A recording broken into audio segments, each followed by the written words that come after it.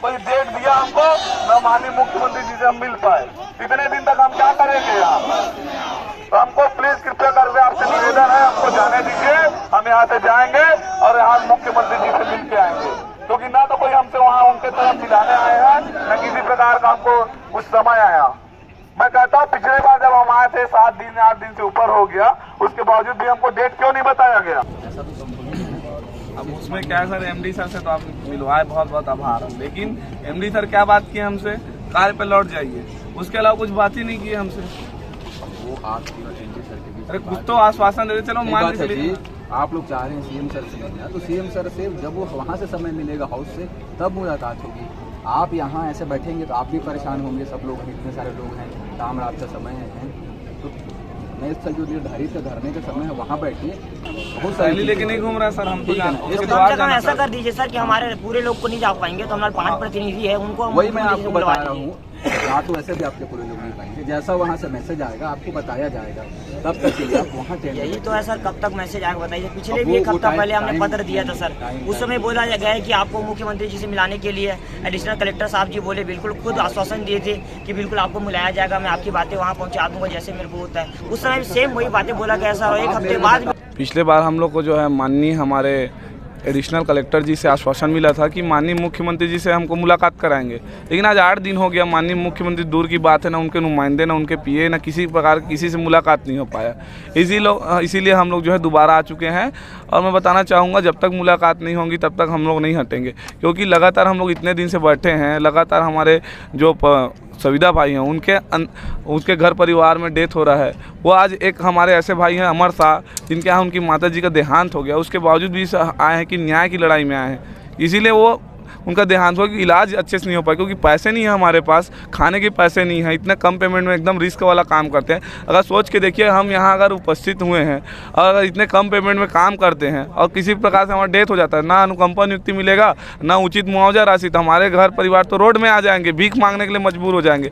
इसीलिए हम लोग जो है माननीय मुख्यमंत्री जी से बिना मिले हम लोग यहाँ से हटेंगे नहीं। हमारा केवल और केवल 2 सूत्री मांग है कि सर्वप्रथम जो भर्ती निकाली गई है, नियमित भर्ती, हमारे रहते नियमित भर्ती निकाल दी गई है, उसी पद में हमको जो है नियमित किया जाए। उसके बाद जो है दिवंगत परिजन है उनको जो है अनुकंपा नियुक्ति दी जाए। हमारे रहते विभाग में 3000 नियमित पद का भर्ती कर रहा है, कहाँ तक उचित है? मैं आपके माध्यम से सरकार से सवाल पूछना चाहता हूँ कि यहाँ जो है उचित, कुशल और पूरे तरीके से कार्य में पारंगत लोग बैठे हुए हैं, आप उनके रहते दूसरे को भर्ती करते हैं। तो मैं उनसे पूछना चाहता हूं, अगर आपके रहते, अगर अनुभवी रहते, किसी और को अगर चेयरमैन एमडी बनाया जाता तो उनको कैसे लगता? तो इसी प्रकार हमको जो है हमारे जो पद है, हमारा अधिकार है, हमारे विभाग में 2-2 वर्ष में नियमितीकरण होते आया था। इसीलिए हम लोग जो है यहाँ बैठे हुए हैं। कोई ऐसे नहीं है कि हम लोग हवाई में यहाँ बैठ गए। हमारे विभाग में नियमों के तहत हम लोग भर्ती हुए हैं, पूरी भर्ती प्रक्रिया को पास करके आए हैं। जैसे हमारे विभाग में हमारा जो है सर्विस बुक भी बना हुआ है। सर्विस बुक क्यों बना है? संविदा में जब बनता नहीं है तो हमको ओवरहेड लाइसेंस क्यों दिया? जब हमको जो है आपको नियमित नहीं करना है, उस नियमित जो लोग हैं उनसे कार्य कराते हैं, अब हमको भर्ती नहीं करना था। तो और हमारे रहते हुए भी नियमों के विरुद्ध ठेके कर्मचारी को भर देते हैं। तो मैं उनसे मैं कहना चाहता हूं कि माननीय मुख्यमंत्री जी हमसे मिलिए, हमसे बात करिए, तभी हमारा समस्या का समाधान हो पाएगा। और जल्द मिले, आपसे यही गुहार है और यही निवेदन है। उमेश पटेल, महामंत्री छत्तीसगढ़ विद्युत सुविधा कर्मचारी संघ। हमने लगातार बिल्कुल सरकार से, प्रबंधन से बिल्कुल एक चरणबद्ध तरीके से हम लोग आंदोलन कर रहे हैं। हमने बहुत ही तरीके से सरकार को मनाने की कोशिश की है, चाहे वो हमारा माथा टेक के हो, चाहे कर नाप के हो, चाहे वो भूख अन्न त्याग के हो, चाहे जल समाधि लेके हो। हमने सरकार को हर एक प्रयास, कंपनी को हर एक प्रयास हमने कोशिश की कि वो हमारी मांगे सुने, और हम बिल्कुल जायज़ मांगों को लेकर आंदोलन कर रहे हैं। जब हमारे विभाग में 3200 पद रिक्त है, तो उन 3200 पदों पे हमारी संख्या 2500 है, तो उन 2500 को ले, उसके पश्चात जो रिक्त पदों में और भर्ती लेती रहे। उसके बाद जो हमारा मांग है अनुकंपा नियुक्ति की हम मांग इसलिए करते हैं कि अभी हम आंदोलन के दौरान हमारे एक साथी जो सड़क दुर्घटना के समय में शहीद हो गया, आज उसके परिवार में ऐसी स्थिति हो गई है कि उसके घर में कोई कमाने वाला नहीं है। बहुतों के परिवार में ऐसे लड़के थे जो अपने घर के इकलौते थे। आज उनके घर में उनके माँ बाप बूढ़े हो गए हैं, तो उनके घर में कोई कमाने वाला नहीं है, ना आर्थिक कोई साधन है।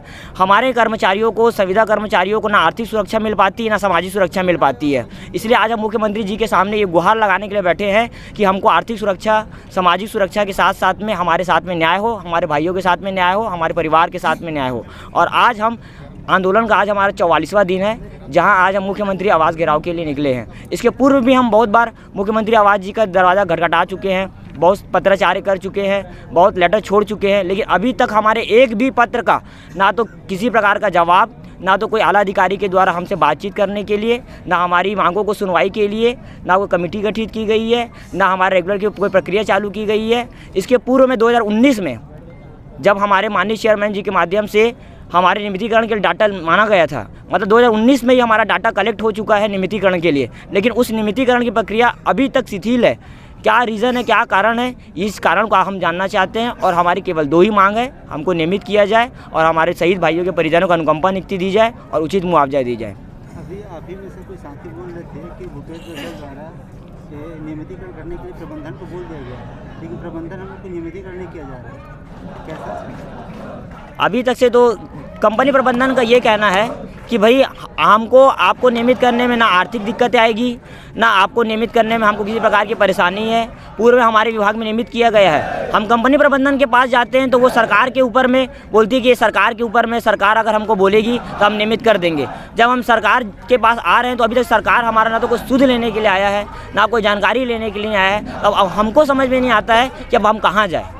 हम संविदा कर्मचारी इस प्रकार से रोड में उतरे हुए हैं और कितने दिन तक हम आंदोलन करेंगे, ये आज हम सवाल सरकार से पूछना चाहते हैं। हमको न्याय मिलेगा भी कि नहीं मिलेगा। बोला जाता है कि भूपेश है तो भरोसा है, बिल्कुल हम सभी संविदा कर्मचारियों को भी भूपेश सरकार पे भरोसा है, वो हमको नियमित करे। यही आशा के साथ में, यही उम्मीद के साथ में आज हम यहाँ बैठे हुए हैं। और आज जब तक मुख्यमंत्री जी के द्वारा हमसे मुलाकात नहीं होती है, उनसे बातचीत नहीं होती है, हमारी मांगों पे समर्थन नहीं बनता है, तब तक आज हम यहाँ से उठ के नहीं जाने वाले हैं। तो आपका एक सरकार के प्रतिनिधि आया था कि 45 दिनों तक लगातार धरने के बाद भी सरकार की तरफ से कोई एक प्रतिनिधि मिला, आप लोगों से बातचीत करने के लिए नहीं आए? सरकार की तरफ से तो कोई प्रतिनिधि अब जैसे हमसे बात करने नहीं आया है। हालांकि कल हमारा शाम के समय में हमारे जो कंपनी के जो आला अधिकारी थे उनके साथ में हमारी द्विपक्षीय वार्ता हुई। द्विपक्षीय वार्ता में भी कोई जवाब हमारे पक्ष में नहीं आया, ना किसी प्रकार के आश्वासन हमको मिला है, ना किसी प्रकार के पहल हमको दिखी है। तो इस कारण हमारा जो आंदोलन है इसी प्रकार सुचारू रूप से जारी रहेगा।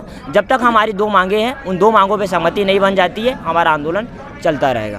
द्विपक्षीय वार्ता में ऐसा कुछ बात निकल के आया जो कंपनी द्विपक्षीय जैसे कि सामने की तरफ से कुछ बात निकल के आया जिसमें आप लोग को लगता हो कि हम लोग की बात को सुना जा रहा है, फिर हम लोग की बातों को इग्नोर किया जा रहा है? बिल्कुल, द्विपक्षीय वार्ता में ये स्पष्ट दिखा है कि ना तो उनको हमारे अनुभव का कोई विचार है, ना तो हमारे भाई जितने शहीद हो गए उनका कोई विचार है, ना तो हमारे जो वर्क है जो उनके से काम कर रहे, लगन से पूरा काम किए, उनका किसी प्रकार का कोई विचार है। ना सकारात्मक ना पहल दिखा है कंपनी प्रबंधन से, उल्टा और हमें कार पे वापस लौटने की हमको अनेक प्रकार की बाधाएं या अनेक प्रकार की धमकियां हमको मिल रही है।